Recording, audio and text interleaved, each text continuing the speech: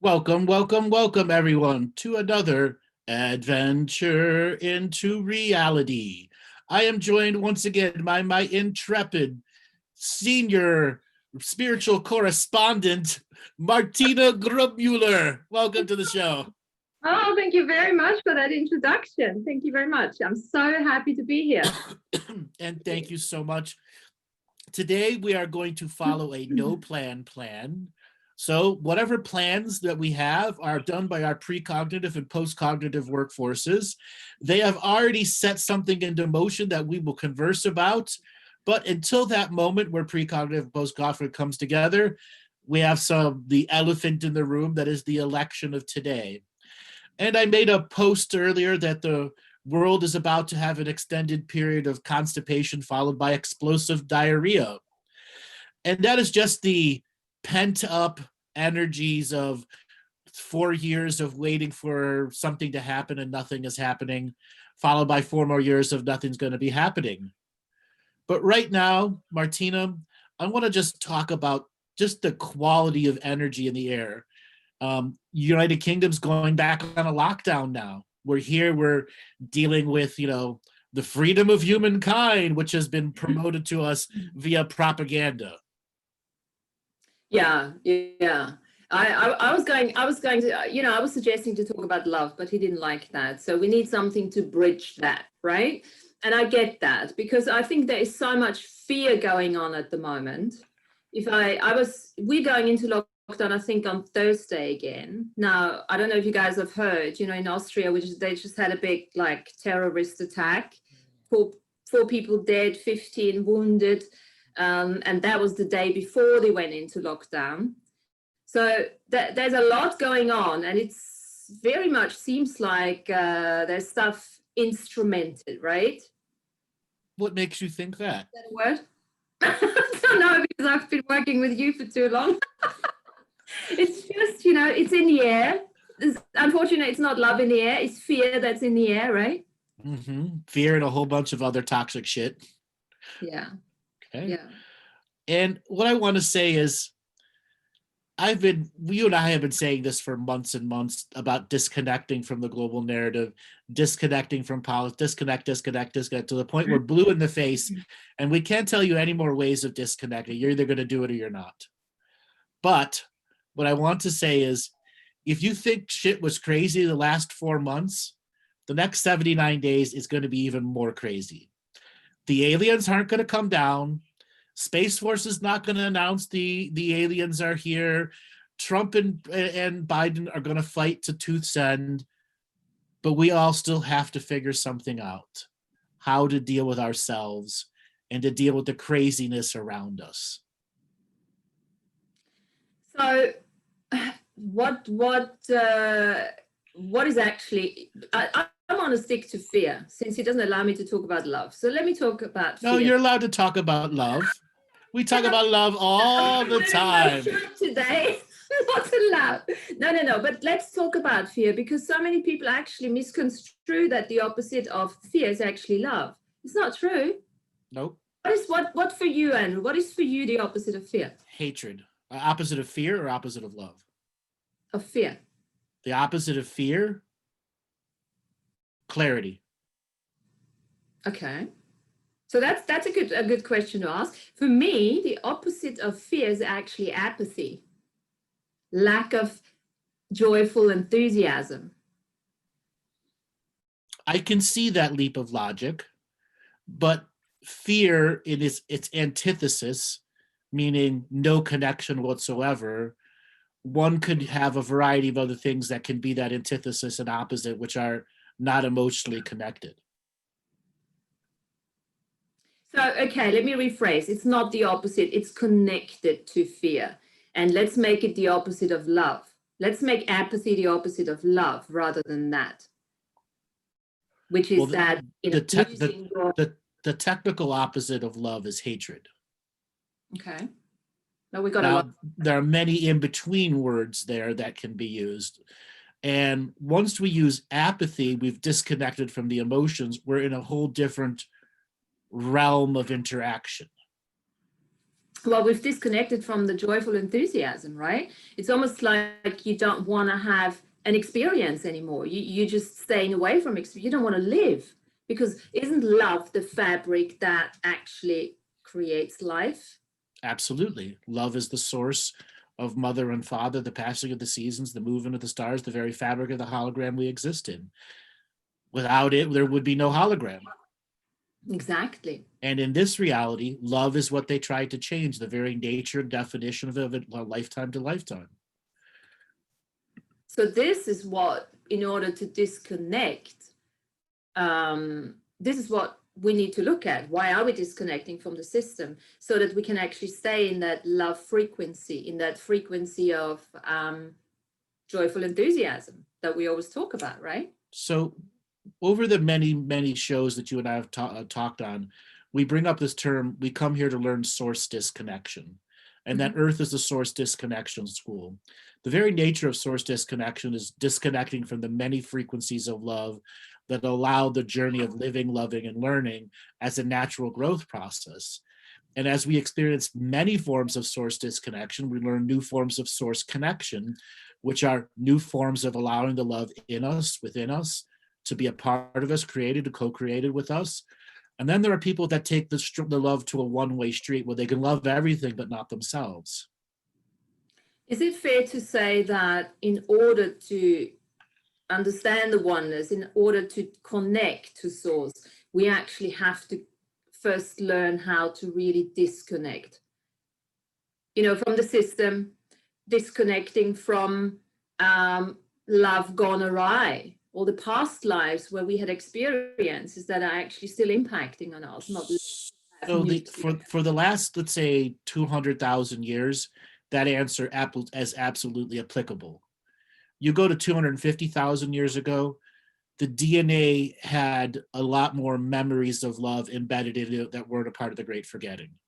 Once they instituted medulla oblongata rules that put the motor cortex cerebellum into place, which then kept fight, flight, or freeze as a DNA resonant frequency, the journey away from love and the source disconnection from love, so that one would have to self-generate it over fight, flight, or freeze.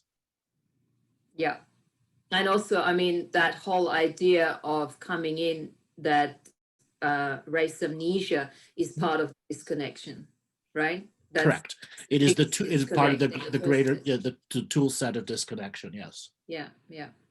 And it's just really something to contemplate, because we often want to go straight into oneness and understand the concept of we're all one and everything is one and we're all the same, and we are actually not. And this is exactly the journey, to disconnect first and then connect back. So that there's a clarity in the connection that reveals our multidimensional clarity of what love is, was, and will be for us. There are many people who are not on the journey of healing enough that can experience oneness yet. They may get a glimpse of it, and then they'll have to work towards loving themselves more, so that the loving of all that it is, was, and ever will be can be an experience for them. Yeah, and it's also a matter of really acknowledging what choice really is. Because so often when you say, choice, true choice comes through the journey to illumination. Self-illumination, yeah. Yeah, because, if I look back in my life, all the choices, I kept on making choices, A, B, A, B, A, B. Mm-hmm. Never really thought that there would be a C, D, E, F, G choice, and I got away with it. I was successful enough in everything. I was happy at the time. But once you get onto that multidimensional journey, all of a sudden, this is becoming a very small box. Well, small box, but very densely packed. Well, that, yeah, or that. No, what I'm saying is that the playing field gets much bigger. You say the field of plenty. I love that expression. The field of plenty is there for us to enter a space of completionism, that all wants, needs, and desires are filled by the background oneness of love from the universe, and our capacity to receive it as an experience that begins to define our potentials and potency of new potentials. It's that field of potentiality that is unlimited. It's so vast. You can perceive that energy. You just want to dive in there and swim in it, right? Mm-hmm. Go play with the dolphins and the moose. Yes. Yeah, exactly. And everything else that is there, you know? Absolutely. The greater journey here from source disconnection to source connection, when I say greater, the eagle eye point of view is for one to take stock of the many ways they have felt disconnected, and then to take stock of the many ways they felt connected, and begin the journey of comparison and contrastion, connected, not connected, connected, not connected. And that journey from connectivity to disconnectivity is a part of the greater experience of learning self-illumination and what it takes to make that as a manifest as a conscious being of choice and awareness. So we can say that this would be the journey of the karmic resolution, right? It's the whole point why we've come here for. Mm-hmm. Yep. It's like consciousness getting to know itself and learning and adding. We're adding to the hologram. We're actually adding to the hologram with every choice that we make that is outside of the constraints of our old belief system, right? And whatever we add to the hologram, we change the potentials of predictions that have been done of us on thousands of previous lifetimes. Absolutely. And we start disconnecting from the system. So that takes us back to where we're at the moment. That in a world where it's trying to water down your potentials with all of this other junk from media, propaganda, false spirituality, false light, and all those other subject matters that take you away from source connection, source disconnection. Yeah. And you know, I actually want to add something to this, because we obviously turn off your TVs and don't engage with the media and everything. And you can do that and you will still perceive the energy because of the DNA instrument that you are actually having here. It's that quantum computer, right? You're still picking up through the innate empathetic technology that we are. And this is why it's so important. You might be thinking you've eaten the wrong thing, or you know, you can't sleep because you had too much coffee, but in reality it might well be that you're perceiving what's going on in the system at the moment. You can have your cake and eat it too in this world.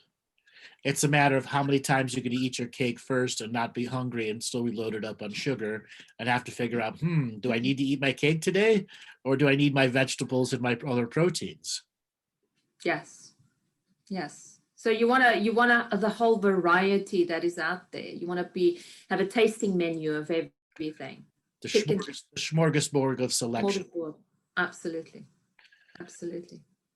So that journey to the smorgasbord, or all-you-can-eat buffet, you know, it's got everything. So if you want your Jell-O and your cake first, you can have your Jell-O cake and pudding first. If you want your meat and potatoes, or you want your vegetarian delights, it's all going to be there waiting for you out of choice. Now, what I want to add here is mainstream media has, like an hourglass, narrowed everyone's choices to what they're predicting and projecting at you as the only set of choices you're allowed to have. And when the system tries really hard to project the choices without inclusion of the any other infinite choices out there, far too often people fall victim to a projection. Yeah, because we're buying into those expectations and projections. I mean, just like what I said earlier on, you've got an A and B choice here. And do you really, I mean, look at the election. We've got Trump and we've got Biden, but is that all we have? Not really. I mean, you've been going through all these different possibilities last time in your well, there are other people running too. There are other people running. They're just not talked about at all. In previous elections, they would talk about not the independent party, I forgot what it's called, libertarians. There's a libertarian running, but you're never going to hear it. Not in mainstream media. Exactly. Right. So who says that something can't happen that completely turns everything upside down and inside out, and presents a completely new possibility. Well, social engineering has guaranteed that that won't happen. It's become so effective at polarizing and charging people. It's the Democrats versus the Republicans, the Bidens versus the Trumps. It's no different than the ancient clan feuds that have made it throughout history. So yes, and how can we, as the people, change that and influence that? Because at the end of the day, You can't. That's the trick of this system. You can't. So let me ask you a question. What if nobody would go and vote? There would always people going and voting, because there's always people that are going to follow the propaganda lines, one side or the other. Yeah, but let's say, for instance, just hypothetically, if we wouldn't, because you said we can't change anything. So if we all get onto the same wavelength here and nobody goes and votes. It's a bit like the same with a war. No, we can't not change things collectively, because it's an individual awakening. And we can't make collective changes as if we haven't discovered our individualities yet. And the system, the way it is now, the forced system of government we have, is a faux collective, even though hasn't been a collective yet. Yeah, and I appreciate that. I was just hypothetically talking. I get it, and we have to remember, you can't feel powerless against the system. You have all the power right now in your source connection, bypassing the choices they force you to choose and choosing the unlimited point of view. And discovering there's an entire vast universe and galaxy of things waiting to communicate to you the lessons of love and the many different subject matters that can help the journey of the awakened individual, so that self-illumination during the times of forced projections upon us, that we go, no, I don't need to accept that forced projection. And my individual sovereign choices are far more than the propaganda machine that is spewing out lies. So here you go. It took me 17 minutes to get you to talk about love. Oh, I've been talking about love since the first minute. Come on. It's been love the whole time. Let's talk about love and light and fairies and angels and all of that. Let's put a different spin on all of that. I've just become irked, poked it a little too much at the amount of love and lighters who are in their bubble of bullshit that seem to be mob ruling, running the background of so many stuff. And it's making me want to vomit, because they're no different than the propaganda machines. No, absolutely. They're no different. They're as bad, in some situations worse than the propaganda machines. Yeah. And that's why I do really think that love needs a definition, needs a broader definition, what it actually means. Because I was saying love is not that type of experience to define. Love is so uniquely infinite that there is no one cookie cutter message to describe it, because there are many people who don't have the experience of love, and you tell them a book definition, they may understand it, but they truly don't get it. No, that's why I don't think love is a word. You can't actually use it as a word. It's an experience. It's an experience, and then you can obviously name those experiences, and this might be hundreds, thousands of those experiences that make that up. Right. And so what I would really hope is, so many of these love and lighters that are just propaganda artists right now, that at some point that they go through the greater realization that they are just regurgitating the propaganda through another lens of bullshit. And I'm not trying to step on their journey. I'm just verbalizing my particular perspective here, because I look at what's wrong with the world and the industry, and I do all sorts of sessions, you've seen it. And I got so many people that are tied up into their love and lighter, I'm a motherfucking empath, red badge of courage, and that's the only definition of who I am, because the light worker community has embedded it into me that I have to be an empath, love and lighter, and there's no darkness out there. There is darkness out there. Yeah. Without light, there is darkness. They all coexist together. Yeah, you can't just intend it away or focus it away. But what do you make of compassion? What do you, when you look at the energy of compassion, how does that?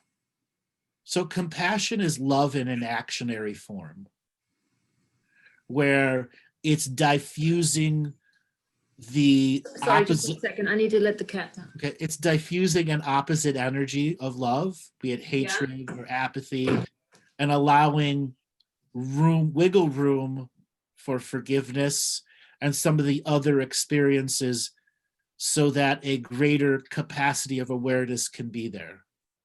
Yeah.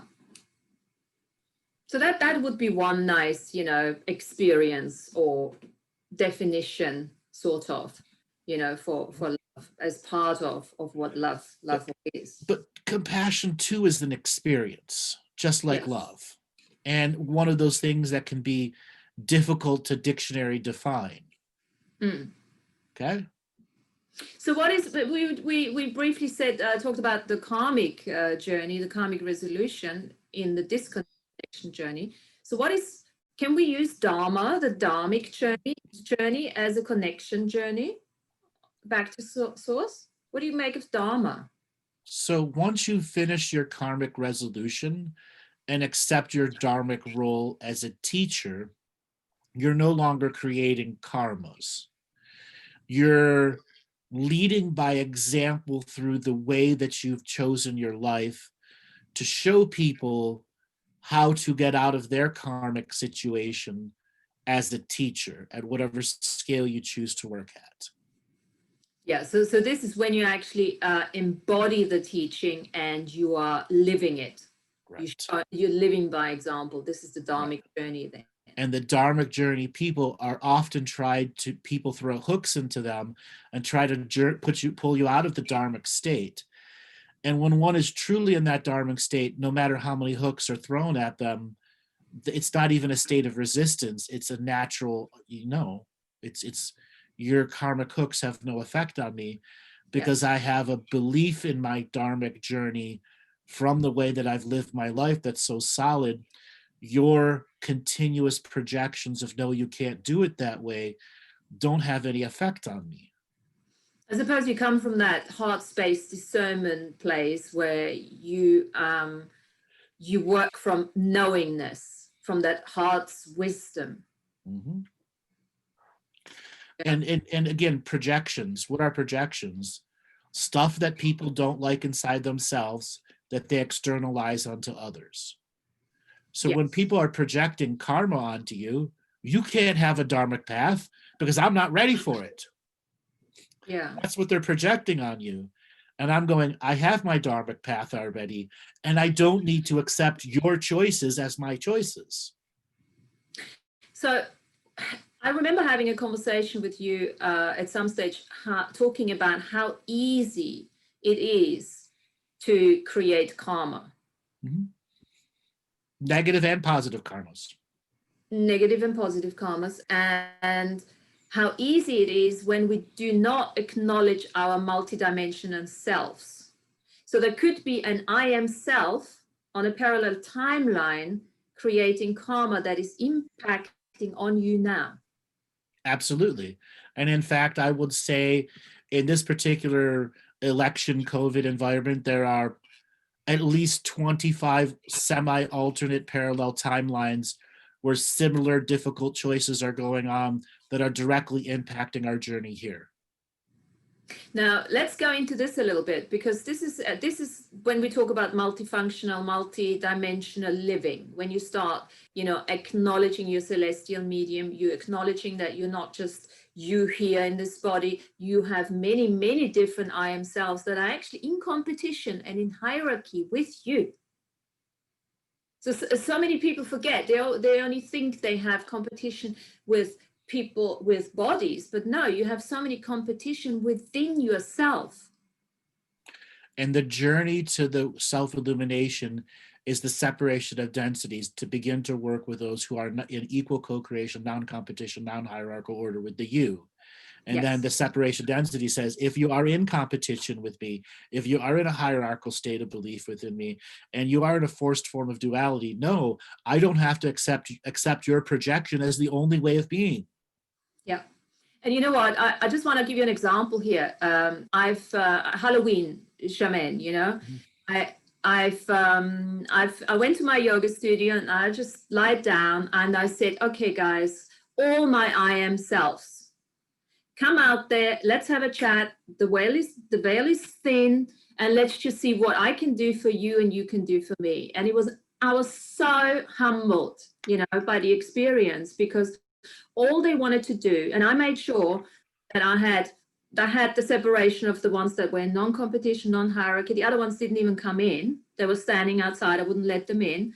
And all I was receiving so much. I got healings from them. My body started going all over the place, unraveling stuff. And I said, oh, can you work on my hip? Can you do this? And it was amazing. And that was purely by me acknowledging it, taking the time to lie down and allowing it, receiving it. In that state of acknowledgement, you created the hub of interconnectivity. That's it. That was the allowing of the multiple selves to love you. And that's all they wanted to do, because I thought, oh, what can I do for you? No, shut up. Come on. You do so much. I thought, oh, thank you. And there was just the receiving. Right. So it's like having a birthday party, a healing birthday party that's centered around you. And the more you say no, the more you're stopping the love, until you're like, I just have to surrender to the love and the gratitude being given to me. Absolutely. This is where the receiving becomes the gift of receiving. And we know what it's like. Sometimes you just want to be kind to somebody, want to give them something. If they can't receive it, it almost hurts you. That's right. That's right. So yes. You know, as a person that's been doing readings for a long time, there are some people that are just on the edge, and I want them to get it, but I know I can't use any of my core energy. Where as soon as I step into using my core energy, I've defeated the healing in general by stepping on their journey, by not putting them in a situation where they have to step up their frequency. I know there's a lot of people that have been listening for a long time, and you can hear the eagerness. I can't explain it anymore, simply into a situation. And then I'll back down my energy, because I realize if I go another step further, it will be my core energy passing the hopium pipe to them. They have to generate that frequency within themselves. And there's another element to that. It's that you hurt them. You don't it's a state of love. It's a state of love. And which I've learned that it is truly a state of love when I back that energy down. Because the greatest gift I can give them is self-illumination, and not me turning on the light bulb for them. Yeah. And it's a state of self-love too, because if you do overstep the line, you're actually stabbing yourself in the back, because the energy turns round, they can't receive it, it goes round and it just hits you. Right. I've had so many people that have had amazing sessions, 2-3 sessions in a row, and then they come back demanding refunds for all of them because of whatever happened in their life. You imagine that? Those are unique hits. I've also learned to know that if I've reached that point in that person, they could go no further. Could go no further. Not from any fault of mine. The first 2 sessions were transformative tear journeys, and all of a sudden the emails come through, this. Not that I did anything wrong. Their own personal journey into whatever was going on is their journey. What I can find uniquely difficult with the job at times is I become a psychotherapist. I was never meant to be a psychotherapist. Many of my sessions are psychotherapy in a form. Would you all agree with that? Yeah. Dealing with traumas, dramas, stuff that's internal that they should be doing on their own. And I'm doing it as an example. Each person is a teacher that comes through, so that they can begin that greater journey on their own. How to begin those inner dialogues and conversations with yourself so that you can do it. I think this is an example for taking responsibility at the level of your awareness again, because, you know, I can guarantee you, I don't need to guarantee you, obviously, but anyone who has sentiments like that, if you re-listen to your session, 2-3 times, all of a sudden you're going to have a completely different outlook what's actually happened. I mean, I had that situation with the session I had, not with you, but with a different session. It was a hypnotherapy session. I walked away and said, oh, that wasn't really. And I thought, hey, don't do that. And as I started listening to it again, I realized that I was absolutely not being in the state of receiving what was actually said. What was I saying to myself? Interesting enough, you know, I didn't even trust that. So it's a faith journey, it's the trust journey, and it's the like letting the boundaries down and trusting that whatever you do it for a reason, and you will gain something from it. Exactly. You know, I'm just going to share a little another personal story. This was a while back, I don't know, 3-4 years ago. I did a session with a lady, and it was an hour session. And from the moment I said, hello, how you doing? She spoke for 53 minutes and didn't let me say anything. And I kept trying to interrupt her. She just kept going and going and going and going. And then at the last 7 minutes, she wanted to ask a question. And I'm like, you know, you've been talking the whole time. Yes, I do that all the time, but you have to go overtime with me. I'm like, no, I don't. No, I don't. And she's like, I want a refund. I'm like, did I not just spend this entire time with you? Did I not try to interrupt you over and over and over again because all you wanted to hear was your own words? Maybe you need to listen to the last 53 minutes of what you were saying and realizing there's some deep-seated egotistical issue of being heard inside you. And she flipped out. I knew that was going to happen. I knew that was going to happen. Well, because you pushed a button. You pushed the right button. It was exactly spot on. Right. I'm like, you literally spoke for 53 straight minutes. Listen to the recording of how many times I tried to interrupt you, how many times I tried to put a perspective and allow my train of information to come, but you kept denying and denying and denying it. Yeah. And you want to know why? No, you have no friends, never been in a relationship, haven't had sex in 40 years. The answer is you don't shut the fuck up. Okay, so we could also rephrase that and say, listening is an act of love. Yes, but she would have never heard, right? She would have never, in that situation, she would have never heard it. No, I know. Okay.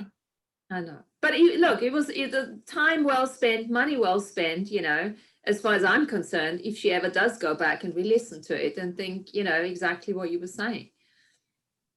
It doesn't matter to me at this particular point. I doubt that the person could go back and listen to it because the amount of times I tried to interrupt her was dozens.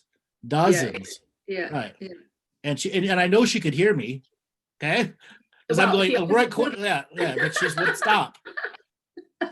Okay.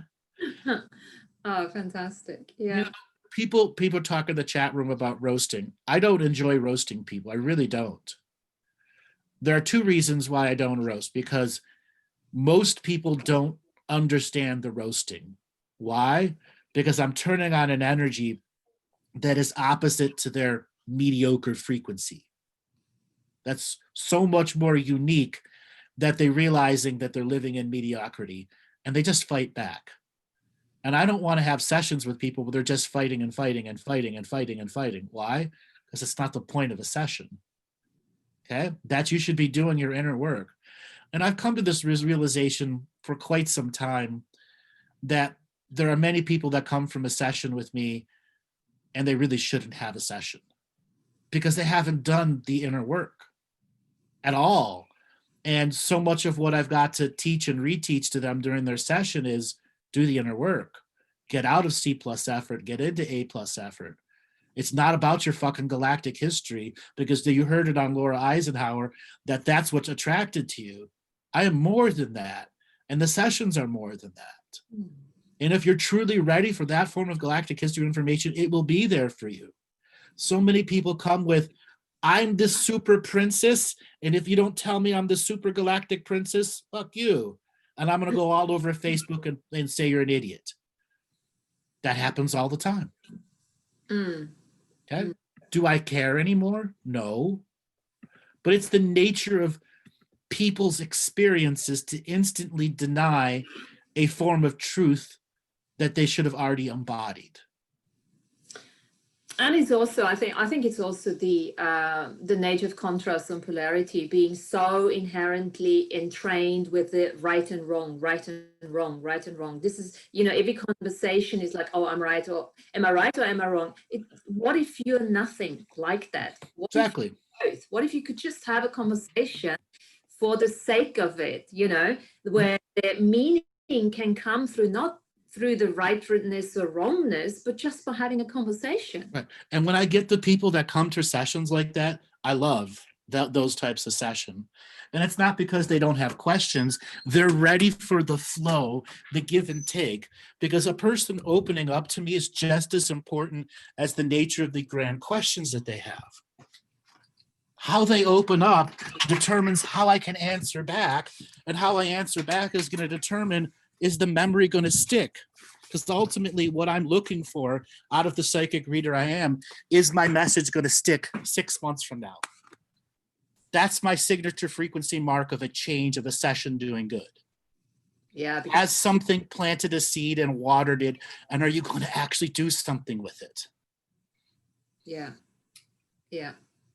I mean, I can totally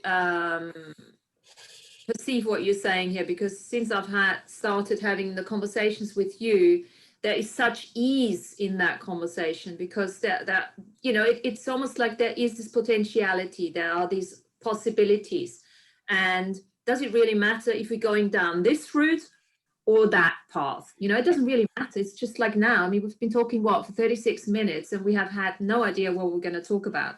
There will be people taking stuff away from it, and some will not, and that's okay too. As long as we're having a rapport going, and we are creating meaning. Right. And I'll say Chris Jones, Andrew's seed got planted in my head. Hold on, let me scroll up here. And he's been running it, and he's never been the same. Awesome. Job well done on both sides. You watered that seed, tended it, and got it forward. And that's ultimately what both Martina and I want to do with these No Plan shows. We can throw out seeds like Johnny Appleseed and put the rain come down, but you guys got to tend them. And because you're mentioning the seed business, it's funny, because I sometimes in a conversation, it's just one or two words which I could now call them seeds. Yep. And they stick with me over the next couple of days.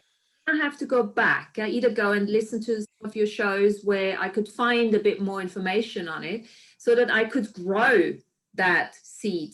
And maybe that's I could call that watering, right? Until it becomes a sort of a thought construct. And then, as we know, other thoughts will add and find that thought construct, and stuff like that.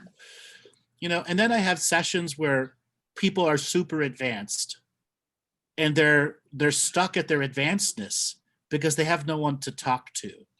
Then I get to have the unique, fun sessions in which I get to play at a very high frequency.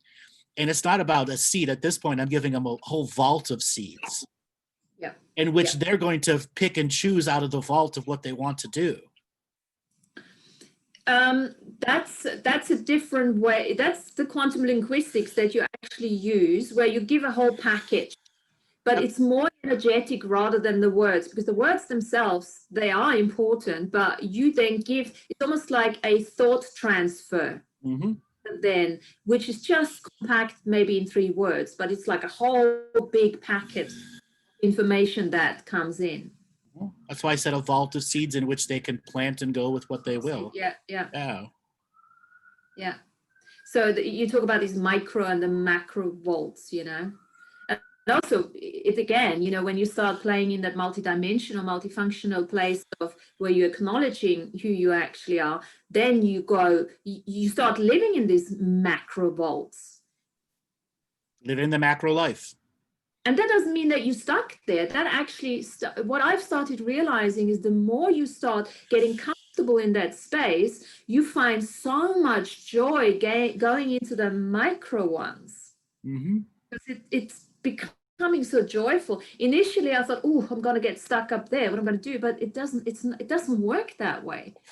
It starts becoming alive on the micro level. Yeah, you get that contrast control. Yes. And with you keep the big. you keep the big perspective that keeps you motivated and animated. And in that animation and motivation, the higher frequency becomes simplistic for your journey of explanation. Yes. How many times have we been in private recordings, public recordings, mentorship class, and I'll just, and you're all like, that's going to take a week to process. Yeah. It was natural flow for me for it to happen that way, because everyone that was a part of that group had already done their journey on their own, and this information can come out effortlessly. Yes. And also, it's quite interesting how the DNA instrument adapts to who you're talking to. Mm-hmm. There is non-verbal communication going on a lot, isn't it? Yeah. That's that signature frequency teacher of the moment of now, then, and will be. Yes. So where you automatically, you know when to back down, you know when to say less, you know when to quiet, you know, and you know when you can just let it go, let it run. And that great journey of letting it run, and then having an audience or a group or person to speak to, that the running goes on for, let's say, hours. Okay. We've had many mentorship classes where it went on and on and on and on. And it's just at the end of it, like almost like a euphoric experience when you sit back and go, how many subject matters did we just cover in 2 hours? Can you even count the number of subject matters that were explained? And that's why, you need to transcribe it afterwards, because you think you've just spoken for 10 minutes. In reality, you've been on for an hour. And what is going on? And then what I've been finding too is you are in this high frequency, and it becomes that long period of vibration. You're staying high, and it's almost like, so what am I going to do now? What am I going to do now? So the call is off, and it's like, okay, what am I going to do now to get off that vibration, that frequency? Mm-hmm. And that's the macrovolts saying, hey, you do have to retreat to microvolts to recharge your I am self, who's identifying with the micro self, the individual in the body, who still is a macro perspective. Yes. And that's really important. Really, really important. That's when you do your grounding. This is when you do the stuff that is considered not spiritual. This is where you just eat something, to birth yourself back. It's a bit like what do the shamans do, the shamanic traditions. I mean, they do the ceremony. Once they're finished, they close everything down, and then they have a meal. They dance, they laugh, they drink. Mm-hmm. And the greater journey of allowing that to happen is still source connection. Yes. Source connection is micro and macro, and micro and macro at the same time. Absolutely. And I think without the macro, you might be struggling with the micro, because you just know you're missing something. You're missing, and all you're missing is the connection. That's it. A connection which is self-generated. Yeah. Okay. So we've been talking now for 43 minutes. How many subject matters have we gone through? 20, 25? Okay. Okay. So I've been promoting a lot of people to read Dancing the Dream by Jamie Sams. I see some people in there now. What are some of your experiences with that book? As I said, I've read this book probably more than 40 times. And every time I read it, I learn something new. In fact, dozens of something new. You're so weird. Yeah, that's the nature of me. You just crack me. Well, every time you say I'm thinking 40 times. Oh my God. Mm-hmm. I need to do that too. Illumination, right? Repetition, illumination. There's a reason why he's good, guys. Wow. I've been doing this a long time. I'm gonna get it back out again. I've got it. I haven't read it. I have to read it. Yeah. You haven't read it, or you have read it? I've read it many years ago. Mm-hmm.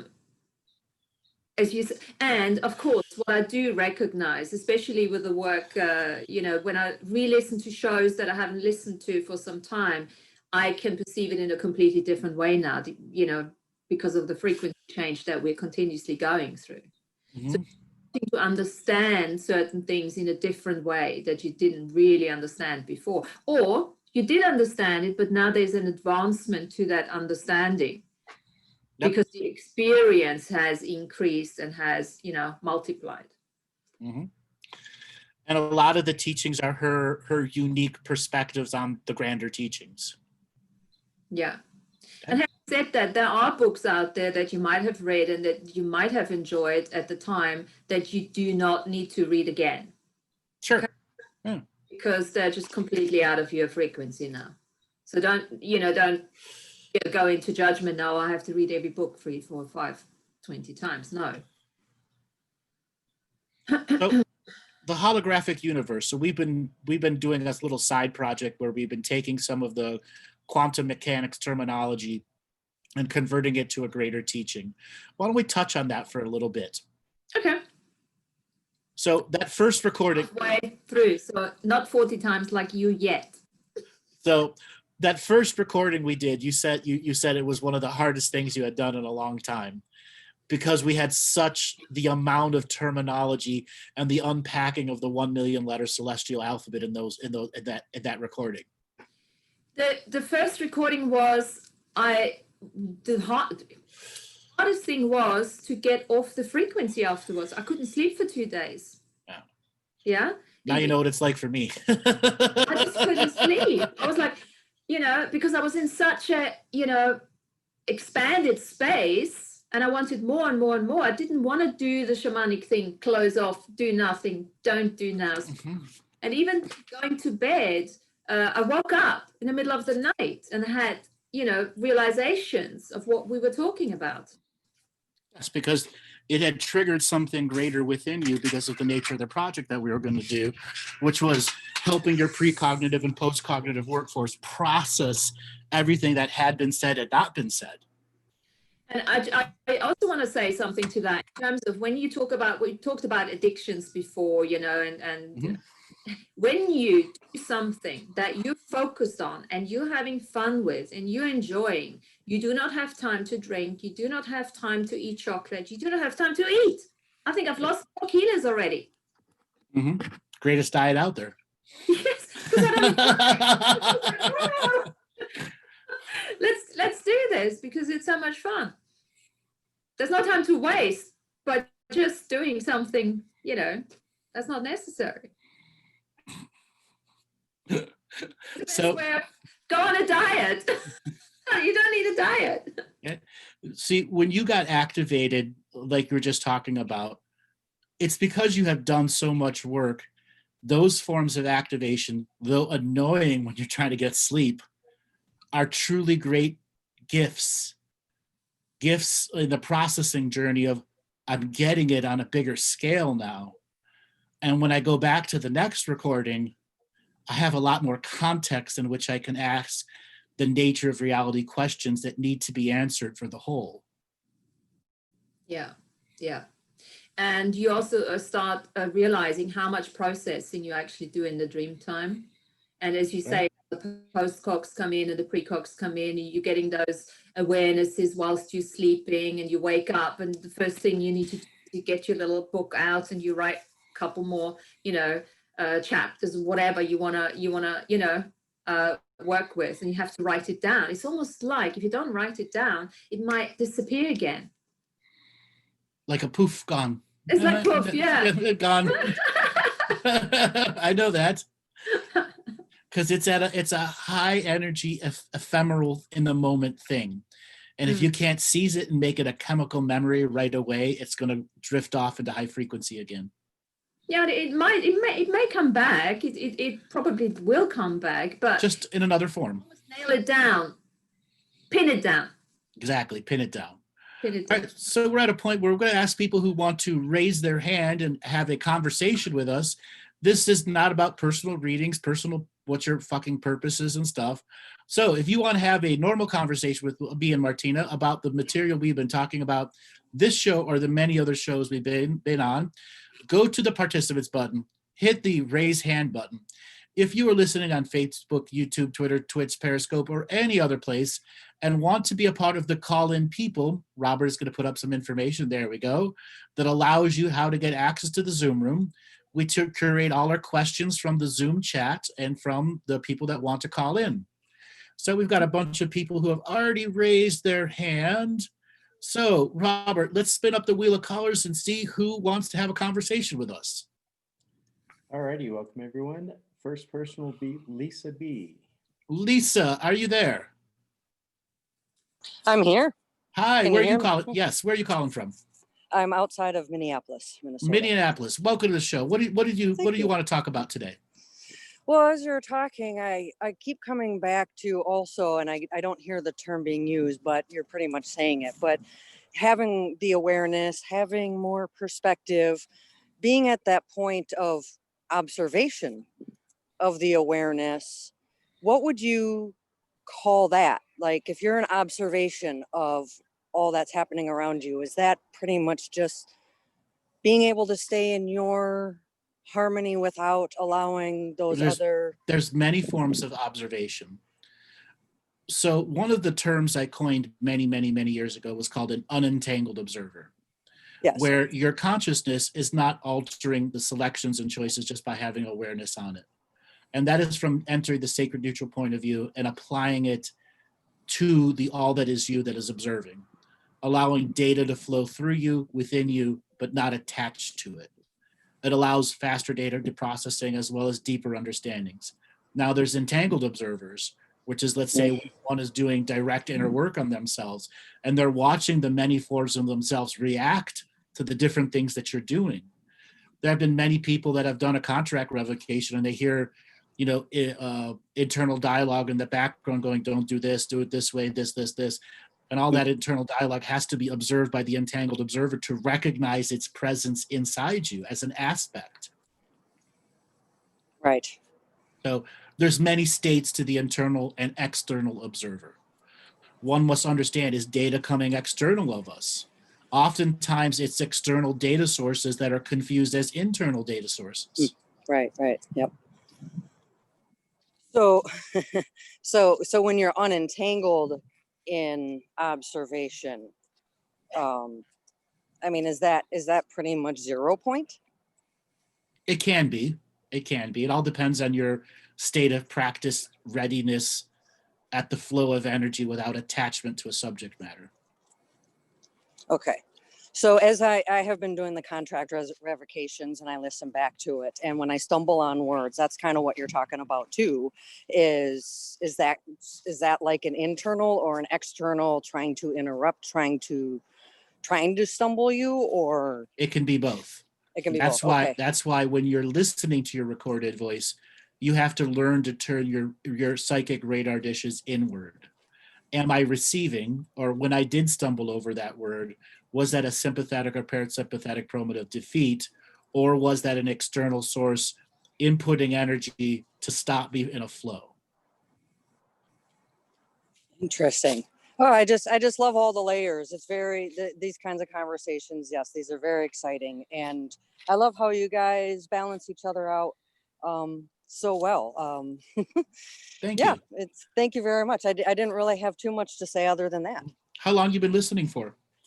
I discovered you from Laura Eisenhower, and every chance I get on all of your shows.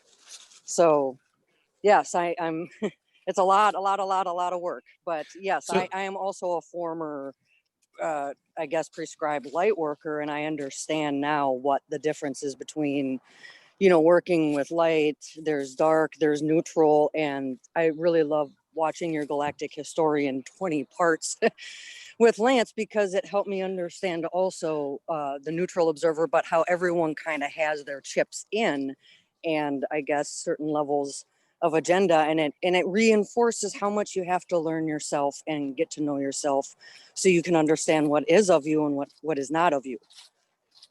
And that's the journey to self-discernment, and the greater journey to source connection, source disconnection. Yep. And then also being able to stay within, I like to use the term love or source too, just knowing that you're always connected, but the conscious observation or awareness that you're always connected, even if you're choosing not to connect because you're entangled in something, and then realizing, oh gosh, what am I doing here? So you come back to source or love and know there that you can, I guess, really pretty much be guided, and you do have all that knowledge But sorting through all those layers and perspectives, wow, what a journey. And, wondering, how unique we really are, yet we're all kind of going through the same thing at the same time. So It's an individuated experience that will help define a collective further down the road. yes, it's all beautiful. Wonderful. Martina, do you want to add anything? I just want to add the next level. Then you can also look at being the entangled and the unentangled observer at the same time. Without being entangled. Clash. Oh yeah. Oh, watching them go at it, and well, Yeah. Well, that's Which the ultimate observation, isn't it? Yeah, which is also the help you to maintain your footing in the current environment where everything goes crazy, and you can observe it and be the entangled and the unentangled observer at the same time. Andrew, I think that's what you were talking about. God, I don't know if it was just last week on the comedy show, but talking about how being aware, being in observance, being a perspective, trying to analyze or figure everything out at the same time, trying to do that all at once would drive you mad. And I learned a new appreciation for what you do, because I feel I get stuck in that all the time is, well, what are you doing here? I'm trying to do it all at once.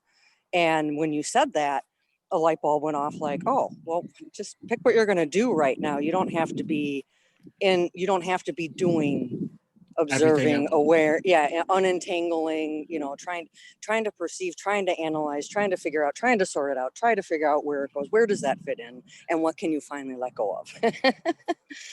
See, all too often, too many people fall into that self-victimization role of, I want it all now, I'm going to do it all now, and anything you can do, I can do better, like that old song. And then they get this pride in them of not stopping processing. They're forever doing and never letting it percolate and learn from it. Well, it helps to have someone just say, can you stop processing for a little while? Yes, I say that all the time. And people are like, what? I can do that? Yes. No. Well, and I guess depending on why you're processing so much, it's just a simple little switch, because I know at one time I realized as a child that nobody can hear my thoughts, so I can think whatever I want. Well, what did I step into back then? I stepped into my own little cavern of echoing thoughts. So yeah, I mean, that little realization in of itself is like, oh, I don't need to do that anymore, and my thoughts do have an effect outside of myself. So yeah, it's been a long journey, but this is wonderful. I'm really glad that you guys do what you do, and I appreciate having a chance to be a part of the conversation. Thank you so much for calling in. You're an awesome caller. Thank you. All right, Robert, let's spin up the wheel of callers and see who is next. All righty. Thank you, Lisa. Jeff L. Jeff, are you there? Going once. Jeff. Say something, Jeff. You're unmuted. Jeff, are you there? You can't hear me. No. Yes, we can hear you. You're very faint, but we can hear you. Oh, I'm sorry about that. Is this a bit better? Much better. How you doing today? Doing great. I'm really happy to be on. A longtime fan. Where are you calling from? Peru, Lima, Peru. Lima, Peru. Welcome to the show. What did you want to talk about today? Right now I'm setting up for an ayahuasca journey. I'm gonna go into the jungle and meet Mother Ayahuasca, ideally, or well, that's the plan. But I wanted to know what you had, what you could provide us, information on Mother Ayahuasca and the whole ritual ceremony. What I could do to focus it on myself, or what? Well, that's the wrong way to take it in. Ayahuasca is a journey of surrender. Right. And if you've mastered the journey of surrender through your regular practice and skill sets, ayahuasca can be very friendly. But then there are aspects of ayahuasca which are not an intense love focused on an area that you're avoiding. So my advice for you or anyone that's going to do an ayahuasca journey is make your top 10 list of fears and acknowledge them as fears and love yourself through those fears before you do begin your journey, so that you're telling the mother, I'm not afraid. Whenever we're in that state of fear, those are the subject matters that are going to be there. Ayahuasca at times can take us immediately deep into places that are mind altering and transformational and deep communicative, but it's still about the journey of source connected love, and you're surrendering to that source connected love. So the source of love that you want to bring into the journey starts long before your actual ayahuasca journey. Being able to palpably, viscerally feel your own love and reach a euphoric, self-loving state. That is what tells the mother you're ready for greater forms of wisdom and information that will be long-lasting memories and journeys for yourself. That's kind of hard to hear, because there are things I don't want to, like, consciously I know that I feel fearless, and that's something that I take pride in, but I'm sure there's a lot of things I've been avoiding that I can't, Mhm. that I'm gonna have to do some work to kind of pull out of myself. Mhm. As I said, make a top 10 list of your fears. You say you're fearless, but you're using that as an avoidance mechanism for other things you fear. Do you fear death? I have a comfort in reincarnation. Comfort, but it is not. It doesn't mean it's not a fear. Yeah, so that's What ayahuasca will reveal is things that are comforts are truly fears. It's gonna take the veneer off of it really fast. yeah, I'm sure I really have had different experiences with hallucinogens in the past, because they've not been in the proper setting, and I'm sure that's put me back in my journey for a long time. And now Not necessarily. So most people that have had hallucinogenic experiences before, ayahuasca can be quite a familiar journey, but there is a clear consciousness in ayahuasca. What I can say is whenever the internal quote unquote dialogue begins, it's in your voice, but that's the mother speaking to you. And getting over, this is the mother using my voice because we're all one, and surrendering to that internal dialogue, allowing it to speak to you, which can seem for hours. And then after a while, that journey of speaking becomes a visionary state, depending on the potency of the ayahuasca that you're taking. Just because you've had previous experience, just because I said there's a familiarity of the changing of the nature of reality. But then there's going to come a point where the ego is going to have a temper tantrum and stay in control, or the I am says, stop, ego. Let me hug you and love you to a state of deep relaxation as part of my journey to surrender. right, I'm definitely sure that I had a dreamtime experience with you at some point that was right along these lines, actually. Now that I think about it, just remembering, it was very, very odd for me, and I'm not sure. Like, I hope I come out better at the other side, but I think that's just me coming from all the baggage that I already have going into it. It's not necessarily a proper fear.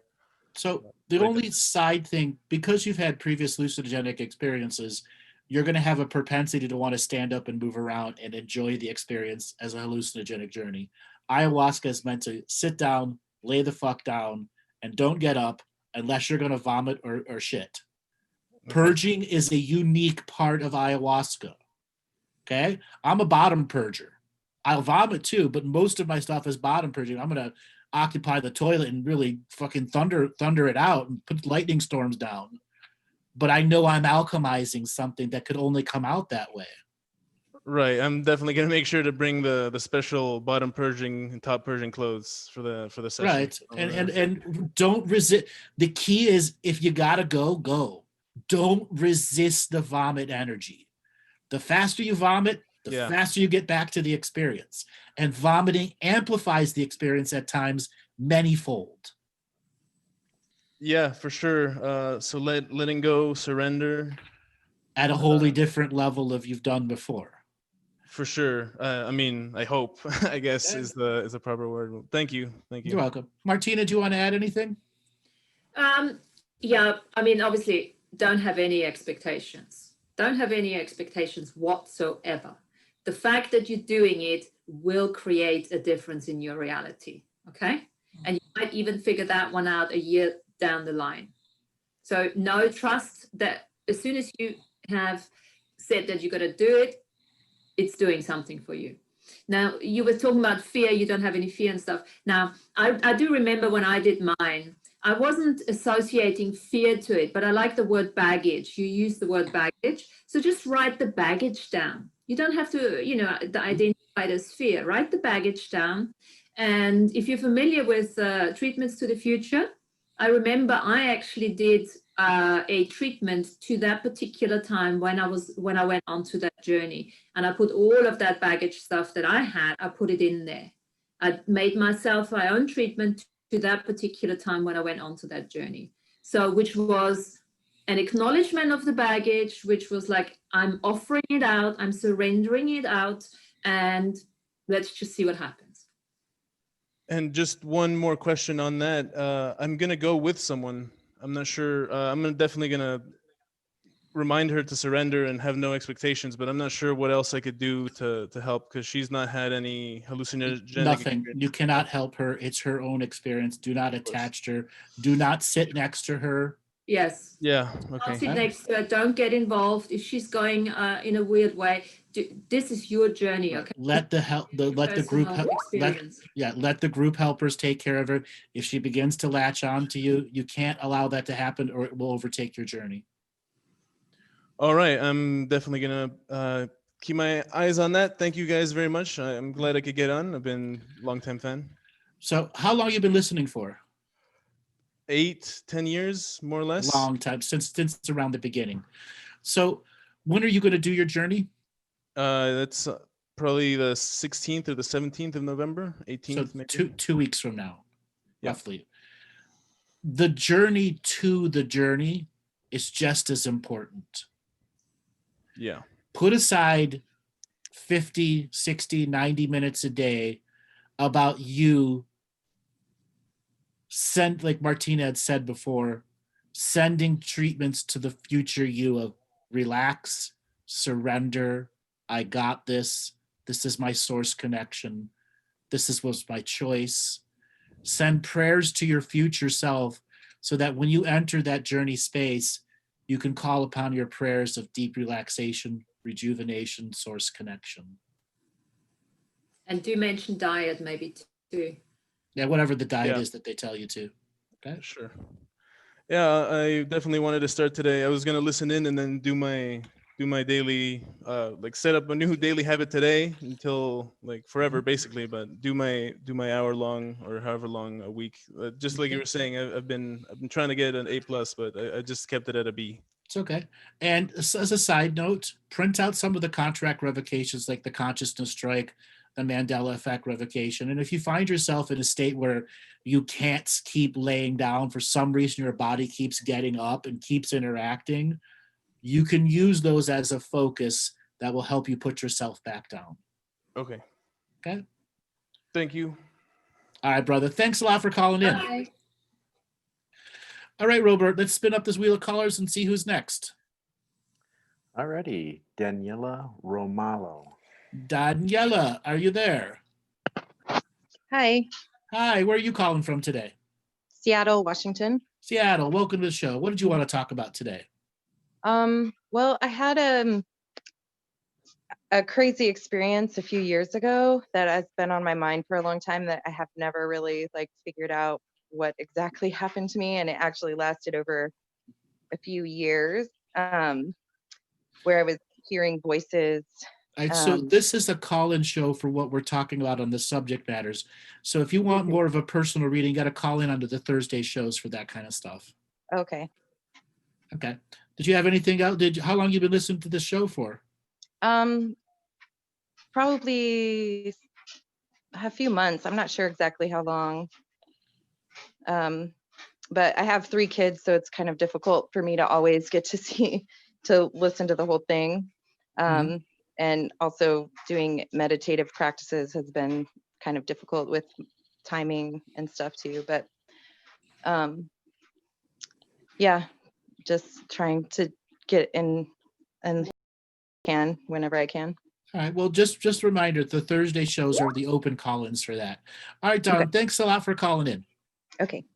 All right, Robert, let's spin up the wheel of callers and see who's next. Okie dokie. Ara Ora. Ara Ora, are you there? Hello. Going once. Going Hi. twice. Hey, you made it. Where are you calling from? I'm calling from Albania. Albania. Welcome to the show. What did you want to talk about today? I don't know about dreams, lucid dreaming, maybe. Okay, what about it? I've been having a lot of dreams. I've been having a lot of weird experiences lately, which I don't know how to explain exactly. I'm a little bit stressed out because I was not expecting me to speak. But Okay. So today's show is not for readings and telling people about what's going on. It's about the subject matters that we've been talking about with me and Martina today. yeah, I'm quite new yet. And it's my first time that I'm live. Okay, so why don't you just call back in on the Thursday show, and then we'll try to get you and the other lady on also. Okay. Okay.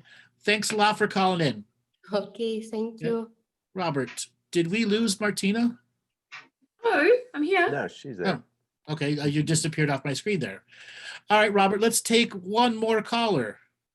Okay, Albert Ortega. Albert, are you there? Albert. Summoning Albert, are you there? Hi, Andrew. It's Albert. Hi, how you doing today? Where are you calling from? El Paso, Texas. El Paso, Texas. Welcome to the show again. How you doing? I'm doing fantastic. Thank you for asking. Great. What did you want to talk about today? Well, I wanted to talk about how you guys were talking about how, like, I'm not sure if I'm phrasing this question correctly, but about how, like, about the consciousness and how it's related to, oh, I'm losing my train of thought. Like how you guys were connecting with, like, I want to say like parallel universes, or like I misunderstood how you guys were phrasing it. But like how you were like in and out consciousnesses, I guess. I don't know if it's the right phrase to use. So when I'm we not were sure. talking, was that the part we were talking about how consciousnesses that are not in competition in hierarchical order versus the ones that are, and the learning to separate the two and work with the ones that are not in competition with you, and allowing the parallel realities to have voice and aspect as to part of the greater you, as long as they're in Right. equal co-creation, non-competition, non-hierarchical order. Right. Because yeah, I totally like I got it, but I didn't understand how to phrase that question correctly. Thank you. You're welcome. And my question is, so how can that apply to us and what we're experiencing right now? Because maybe a lot of individuals, like I see, like for instance, my mom, since I work from home, so I see my mom kind of worrying about like the pandemic and me trying to help her, you know, how she needs to like not let the media like influence her so much, and she needs to look at it like you gotta keep a proper perspective on things, and just like how people they want to understand, but they go into like, I guess you want to say like a cognitive dissonance where they just want to take in and believe what they want to believe, but then again, it's not the truth. Mm-hmm. And they cling to that truth. And I was taught, like I don't know if you remember from last time, I studied Buddhism when I was a monk. And that was like something that helped me a lot to understand that we're always in our own awareness. Like how you were telling you were telling Jeff that it's his journey. You know, you have to go through your stuff and you have to go through your journey. But then again, how can you help others if you're still on the journey yourself and you're aware, but how can you help others become aware? I mean, maybe that's Great what I'm trying to say. Great question. And how much help is help before you realize that you're not helping them because they're not truly taking on and applying it to themselves. Yes, exactly. Thank you. Oh, I love that. Thank you so much. This comes down to the stepping on another person's journey teaching. Okay? Yes, and that's what you were telling Jeff. Yes. If they're not doing their work, I, as the speaker, have to understand they're not doing their work and therefore stop.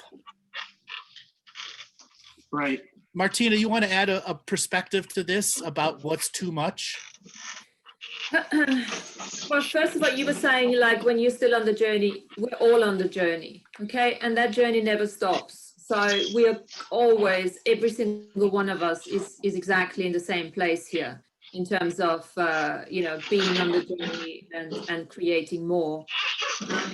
My experience has been that... Hey, Albert, can you stop moving around? It's really loud. Yeah, it's, you I'm know sorry, what? sir. It's not a kindness, Albert, to anyone else outside of yourself to force something onto them. Come from that perspective, you know? It's not a helping, it's not a kindness, it's not a caring, even though you know what works for you and it gets confirmed by so many others on that journey. That's why this is an individuated journey where every single one of us has to make that choice for themselves. All you can do is you can lead by example. This takes us back to the dharmic journey. You can emanate the teachings, you lead by example, and you let them look at you and say, oh, he's changing. What can I do? Let them ask you the question. That's the best way of doing it. And if they don't ask you the question, well, they're not ready. She might be quite happy just watching CNN or, you know, whatever, and leave it at that. That's just their journey. We have to honor other people's journeys. Because it's an individual journey into the greater awakening of what a collective can be if we choose it.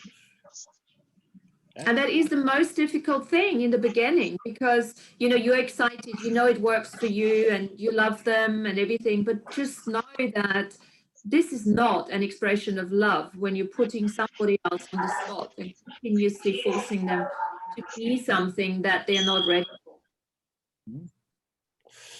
And that individuated journey is where people overstate themselves as a teacher, and what I call this information regurgitation. Now, Martina, you and I had this conversation in one of our calls a while back about instantly wanting to reteach something to others before we've processed, learned, and relearned it inside ourselves. And there's where so many people get tripped up on. Yeah. And look, this is exciting. This is such an exciting journey for the people who are on the call, that's for sure. So you do want to share it. I get that. Yeah, I've been there, and now, but it's backfiring at you again. What we were saying early on, it actually, as soon as you overstep the sovereign boundaries, it backfires. It can actually physically hurt you. So you got to be on a level of awareness where you choose the people you can share with, and you choose not to judge the ones who are not on the journey or whatever level of journey they're at, and just actually have total compassion for them. I'm now at the stage where I'm looking at them thinking, wow, it's great, works for you. And I'm wondering what, just as a matter of interest, what their journey is, what have they chosen, what is their karmic resolution in order to be who they are in this lifetime. Because look, not everyone to go through the awakening in this lifetime, and time is, you know, we've got time. There's no need to rush anything. Yeah, because I learned that, sorry for interrupting, I learned that through the process of helping my mom, you know, deal with the process, you know, when it's time for, if my mom is pushing 80, you know, I try to get her to do her, I don't know what it's called in English, but her life insurance stuff, her letters of like what she wants to do with her, what she wants done with her possessions, because my mom has a lot of jewelry and it's really beautiful jewelry. And I just want her to know, like, where does she want it done with? And she says, oh yeah, I'll do it. And then you push her. My dad will push her because I don't, because I learned the lesson that you're talking about. But you got to stop pushing. You got to stop pushing. You got to be willing to lose the jewelry. Oh no, I don't. My dad does. Everything. My dad does. I don't push her. Like my dad does, and like kind of like, well, Dad, she's not ready yet. And then But then my dad says, we all have to do this eventually, Albert, but you know, my mom's not ready. That's my question. How do you use upaya or expedient means or the right words to get the point across to somebody that says, well, they're not ready yet?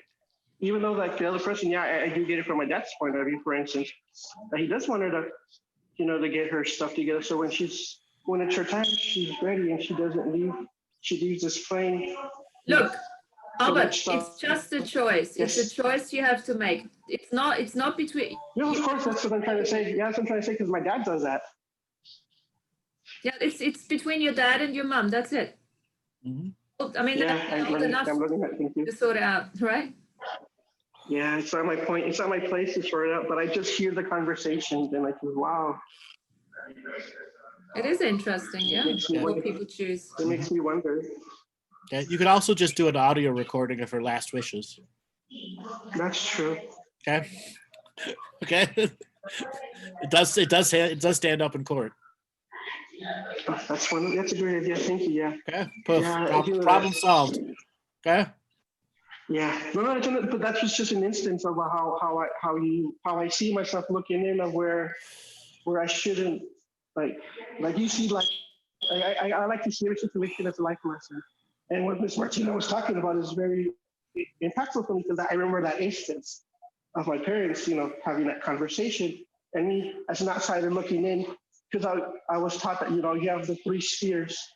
You have the person that's listening, you have the other person that's listening, and you have the conversation itself. And so I was taught it's just to be as an outsider looking in. And I just wonder, because I don't say anything, but I wonder, well, how those situations get solved? Because in the monasteries, they get solved.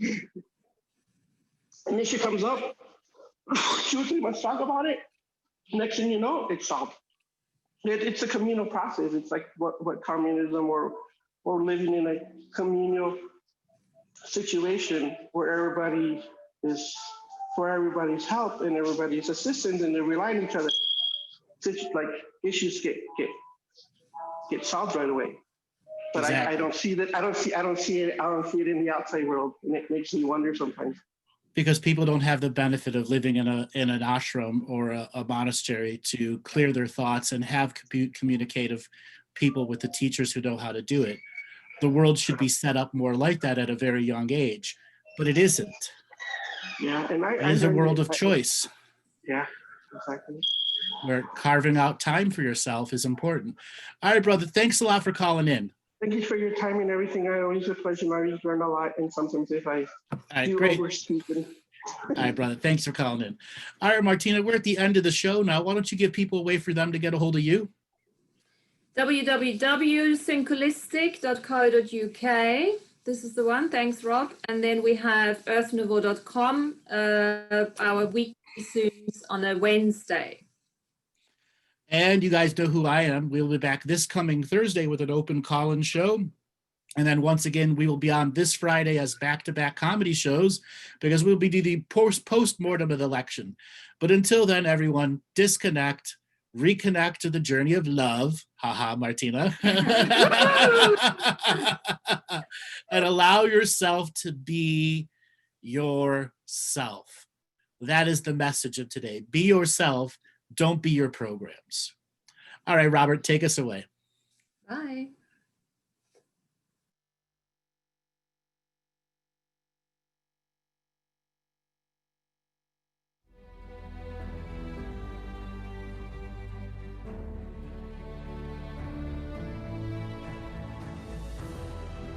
Each different bubble of reality is true.